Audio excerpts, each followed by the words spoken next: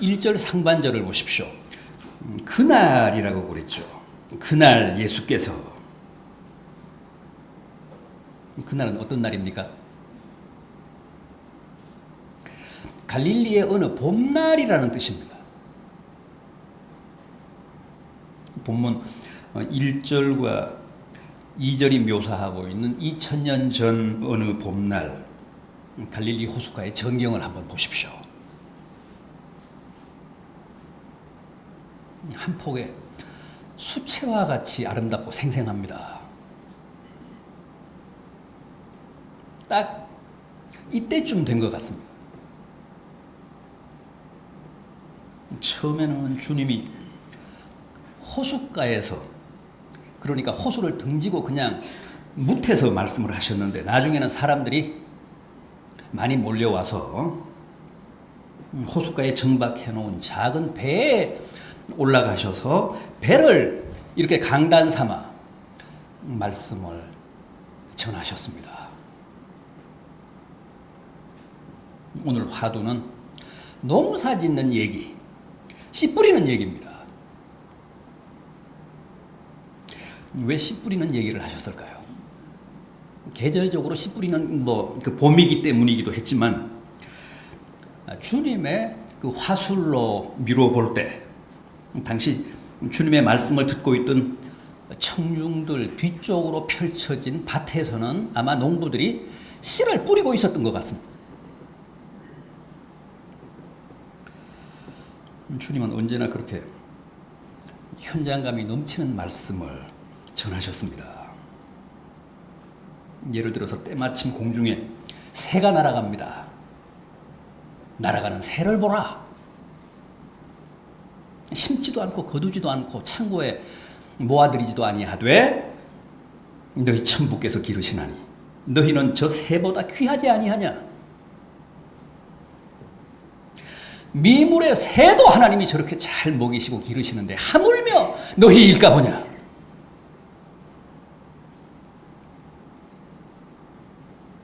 저 샤론 골짜기에서 백합 향기가 바람에 실려 날아옵니다. 주님이 뭐라고 하셨죠? 들의 백합화를 보라. 수고도 하지 않고 길쌈도 하지 아니하되 솔로몬의 모든 영광도 저 꽃 하나만 갖지 못하였느니라.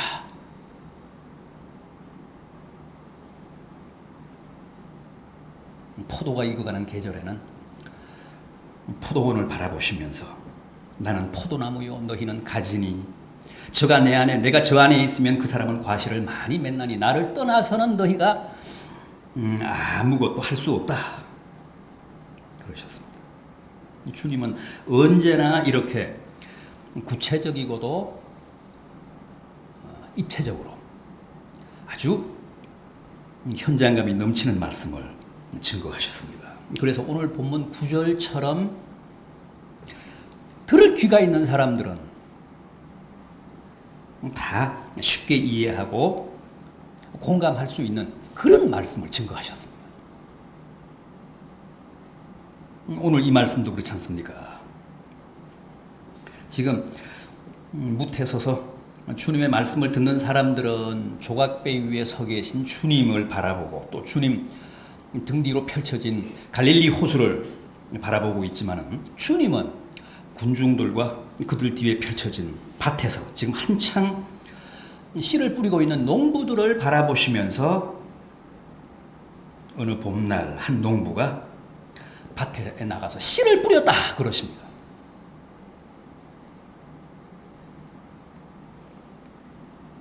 보리는 가을에 뿌리잖아요.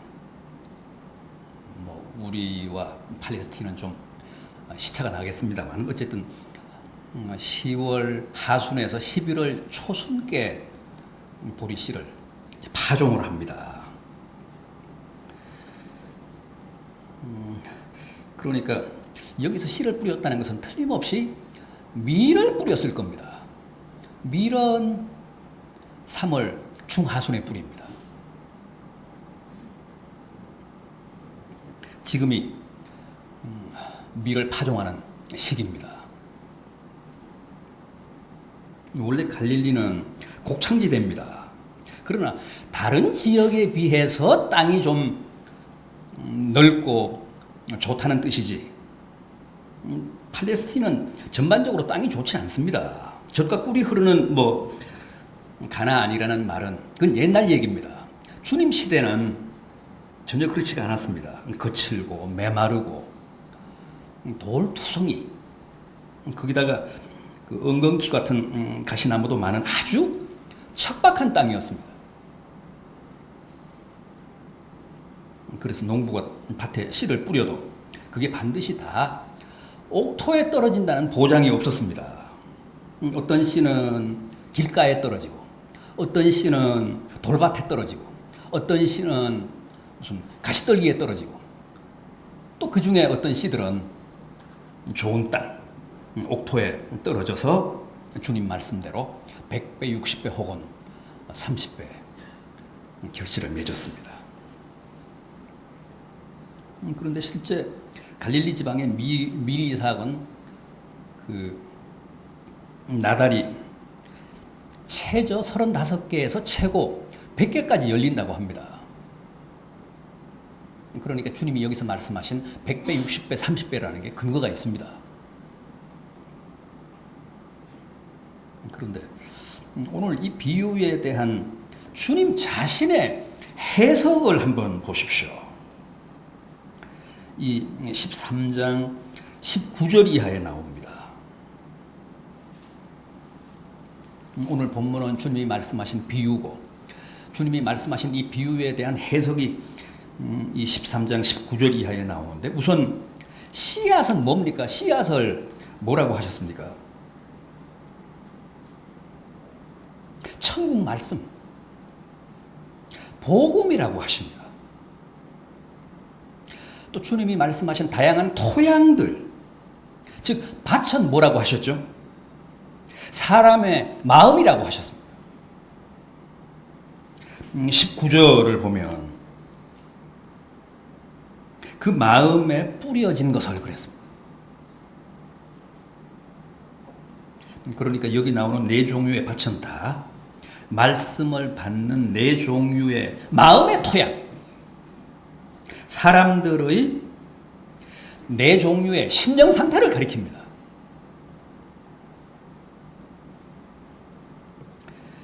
따라서 오늘 이 말씀을 잘 들으셔서 지금 내 마음은 과연 어떤 밭인지, 내 마음은 지금 어떤 토양인지를 한번 진단해 보시기 바랍니다. 내 마음은 과연 어떤 토양에 속할까?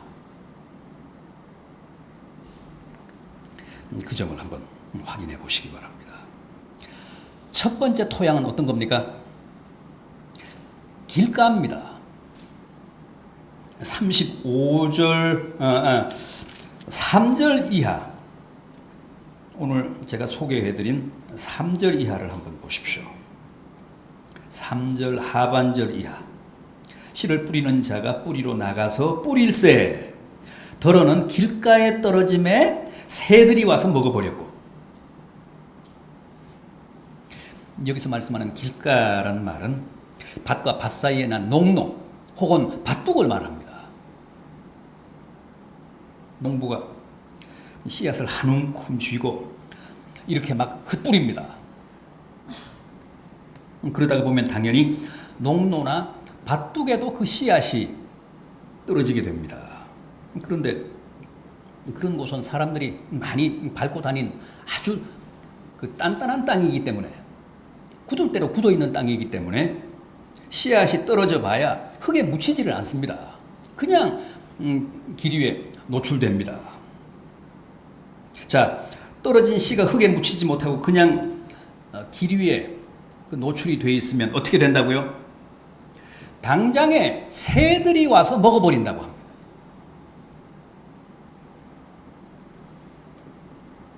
사람들 중에는 이렇게 길가와 같은 마음을 가진 분들이 없지 않아 있다는 게 주님의 지적입니다. 19절 보십시오. 이 13장 19절. 이게 길가와 같은 마음에 대한 마음밭에 대한 주님의 해석입니다. 아무나 천국 말씀을 듣고 깨닫지 못할 때는 악한 자가 와서 그 마음에 뿌려진 것을 빼앗나니 이는 곧 길가에 뿌려진 자요.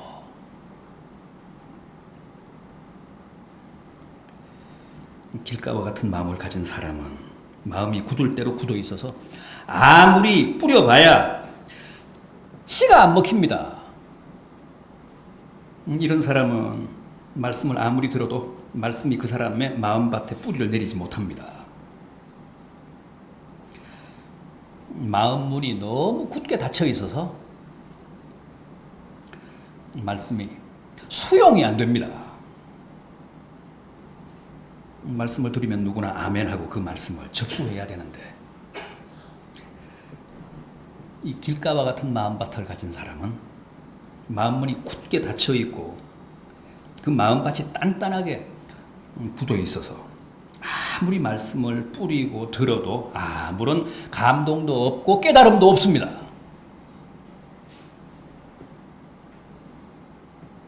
그래서 마음밭에 떨어진 말씀의 씨앗이 그대로 길바닥에 드러나 있기 때문에 노출되어 있기 때문에 즉시 새가 와서 먹어버린다고 합니다. 그런데 새는 뭐라고요?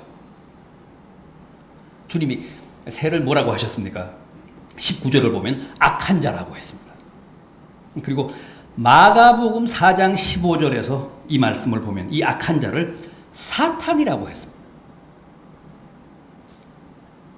사탄이 즉시 와서 그 뿌려진 말씀을 빼앗느니라 그랬습니다. 또 누가복음 8장 12절을 보면 사탄이 이렇게 길가와 같은 마음밭에 뿌려진 말씀의 씨앗을 즉시 와서 먹어버리는 이유, 채가는 이유는 그들로 하여금 믿어 구원을 얻지 못하게 하기 위해서라고 했습니다. 여러분, 내 마음이 굳어서 내 마음 문이 굳게 닫혀 있어서 말씀의 씨가 안 먹히면 즉시 사탄이 와서 그 말씀을 채갑니다. 왜 채간다고요? 자기가 그 말씀을 듣고 무슨 회개하기 위해서입니까? 구원받기 위해서입니까? 아닙니다. 혹 우리가 그 말씀에서 깨달음을 얻어 회개하거나 구원에 이를까 봐 겁이 나서 사탄이 가차없이 와서 단단하게 굳은 우리 마음밭 위에 그냥 나둥그러진 말씀의 씨앗을 즉각 낚아채간다고 합니다.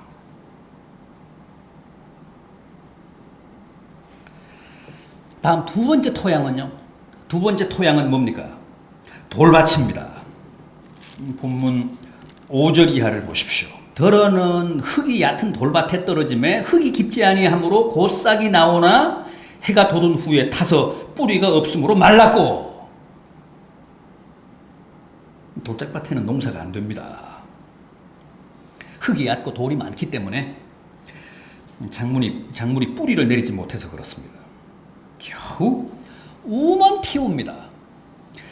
겨우 싹은 냅니다. 그러나 뿌리는 못 내립니다. 그래서 오래 가지 못하고 말라 죽고 맙니다.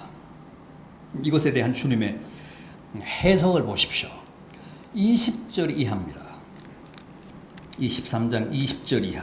이 돌짝밭과 같은 마음의 토양에 대한 주님의 해석.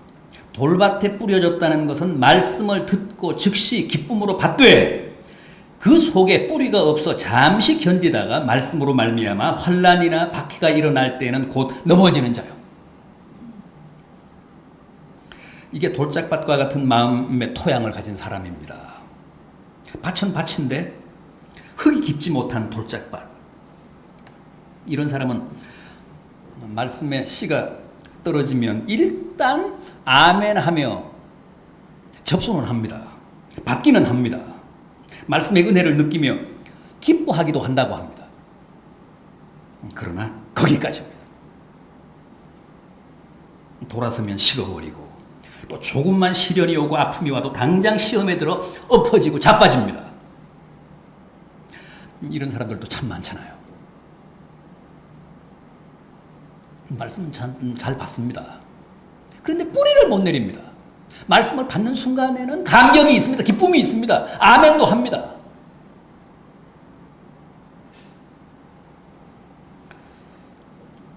돌아서면 언제 그랬느냐는 식입니다.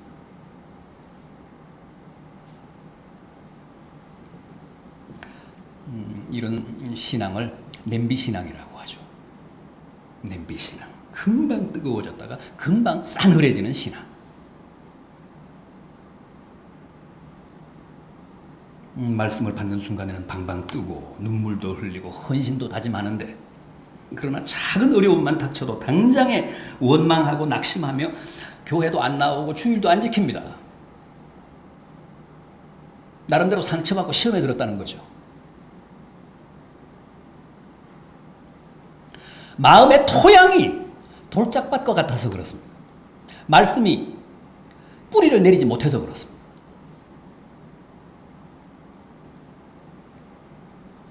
이런 사람은 툭 하면 시험에 들기 때문에 목회자가 상대하기 가장 난처합니다. 난감합니다. 무슨 말을 못합니다. 워낙 신앙이라는 게 얕아서 그렇습니다. 다음은 또 어떤 토양입니까? 가시밭입니다. 본문 7절을 보십시오.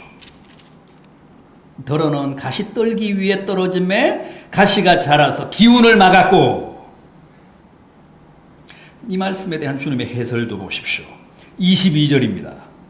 가시떨기에 떨어졌다는 것은 말씀을 들으나 세상의 염려와 재물의 유혹에 말씀이 막혀 결실하지 못하는 자요.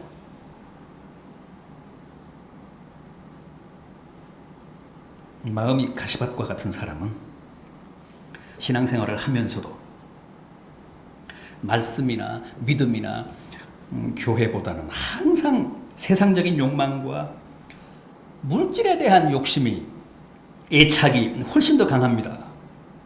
그래서 말씀을 듣기는 들어도 성령의 체험을 하기는 해도 마치 가시나무에 기운이 막히듯이 말씀이나 성령의 역사가 내 삶에 아무런 영향력을 행사하지 못합니다. 이런 사람을 성령은 육에 속한 그리스도인이라고 합니다. 지극히 세속적인 그리스도인이라는 말이죠. 세상적인 욕망이 너무 강한 나머지 믿음도 말씀도 성령의 역사도 늘 가시나무 기운에 의해 다 극복이 되어버리는 신자. 잡초 가운데서도 가장 지독한 게 바로 이 가시나무입니다. 지금 여기서 말하는 가시나무라는 것은 팔레스틴 농부들이 가장 싫어하는, 팔레스틴 농부들을 가장 괴롭히는 엉겅퀴. 엉겅퀴는 번식력이 너무 강하고 또 뿌리를 넓게 깊게 뻗치기 때문에 그 엉겅퀴가 있는 곳에는 그 주변에 작물이 자랄 수가 없다고 합니다. 땅의 모든 기운을 그 가시나무가 엉겅퀴가 다 빼앗기 때문에 그렇습니다.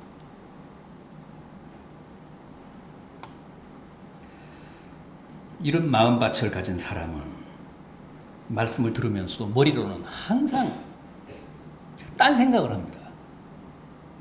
지금 예배 중에 있지만 마음은 콩밭에 가 있습니다. 세상에 가 있습니다. 가시나무 기운이 너무 강해서 그렇습니다. 끊임없이 예배를 드리면서도 기도를 하면서도 말씀을 보면서도 세상 일만 궁리합니다.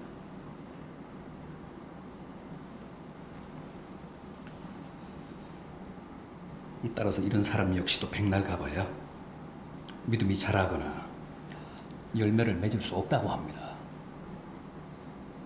가시나무의 기운이 다 빼앗겨서. 이제 마지막으로 옥토입니다. 좋은 땅입니다. 본문 8절을 보십시오. 더러는 좋은 땅에 떨어짐에 어떤 것은 100배, 어떤 것은 60배, 어떤 것은 30배의 결실을 하였느니라. 좋은 땅, 옥토란 어떤 마음을 가진 자라고요? 어떤 마음의 토양을 가리킵니까? 23절을 보십시오. 좋은 땅에 뿌려졌다는 것은 말씀을 듣고 깨닫는 자니 결실하여 어떤 것은 100배, 어떤 것은 60배, 어떤 것은 30배가 되느니라. 말씀을 듣고 깨닫는 자라고 합니다. 한마디로 씨가 먹히는 마음밭을 말합니다. 누가복음 8장 15절은 이렇게 말씀합니다. 좋은 땅에 있다는 것은 착하고 좋은 마음으로 말씀을 듣고 지키어 인내로 결실하는 자니라. 이게 옥토입니다.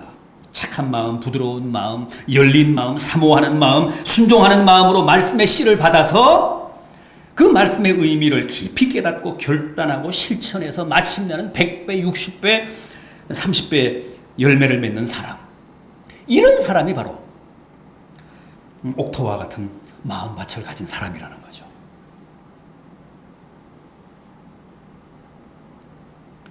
여러분, 우리가 왜 말씀을 들어야 할까요? 우리가 말씀을 듣는 이유가 뭡니까? 지적 만족을 위해서입니까? 아닙니다. 그저 예배 의식상 필요해서입니까? 그것도 아닙니다. 설교하느라 애쓰는 목사의 체면을 세워주기 위해서입니까? 그래서 말씀을 듣는 척 해야 합니까? 아닙니다. 우리가 말씀을 듣는 이유는 오직 하나, 그 말씀을 깨닫고 그대로 살기 위해서입니다. 그 말씀을 옥토라는 내 마음밭에 심어서 풍성한 아름다운 열매를 맺기 위해서입니다. 그러기 위해서는 무엇보다도 먼저 내 마음밭을 손질하고 관리해야 합니다. 겨울이 지나고 봄이 되면 농부들이 땅을 깊이 갈아엎습니다. 그게 씨를 맺기 위해서, 씨를 뿌리기 위해서 해야 하는 가장 첫 번째 과제입니다. 땅을 뒤집는 일, 갈아엎는 일이 그렇게 중요합니다. 농사를 지어보니까 가장 힘든 게 이 땅을 갈아엎는 겁니다. 그래서 옛날에는 다 소가 했잖아요. 요즘은 기계가 합니다만.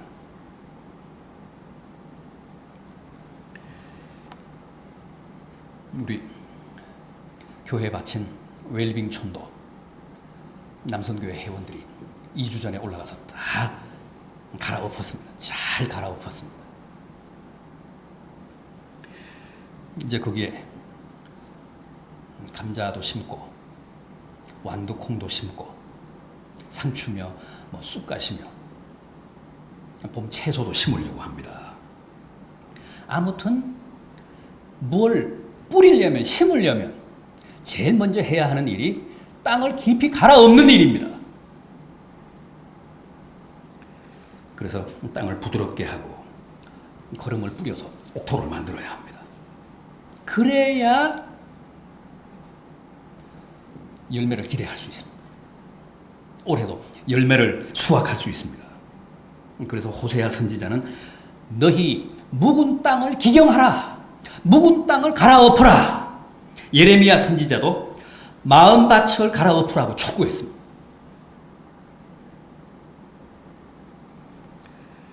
여러분, 봄이 왔습니다. 올 농사 지어야 합니다. 어떻게 하실 겁니까? 먼저 마음밭부터 갈아엎으십시오. 묵은 땅을, 딱딱하게 굳은 땅을 갈아엎어야 합니다. 부드러운 옥토로 만들어야 합니다. 그리고 말씀의 씨앗을 뿌려야 올해도 열매를 기대할 수 있습니다. 올해도 우리에게 바라시는 풍성한 열매를 우리가 주님께 바칠 수 있습니다. 교회 웰빙촌보다 더 중요한 것은 겨우내 굳게 닫아두었던 우리의 마음의 문을 활짝 여는 겁니다. 우리의 묵은 마음밭을 갈아엎는 겁니다. 그래서 말씀의 씨앗을 받기에 합당한 좋은 땅으로 옥토로 만드는 일입니다. 그래야 올 말씀 농사도 성공할 수 있습니다. 주님 기대에 부응할 수 있습니다. 하나님은 농부시기 때문에 우리가 풍성한 열매를 맺어야 기쁨을 누리십니다. 보람을 누리십니다. 우리로 인해 행복해 하십니다. 부디 마음밭을 한번 확인해 보십시오. 그리고 묵은, 그래서 딱딱하게 굳은 여러분들의 마음밭을 갈아엎으십시오. 그래서 올해는 최소한 30배에서 최고 100배까지 풍성한 열매를 수확함으로 주님을 크게 기쁘시게 하고 하나님을 행복하게 하시는 복된 성도들이 되시기를 진심으로 기원합니다.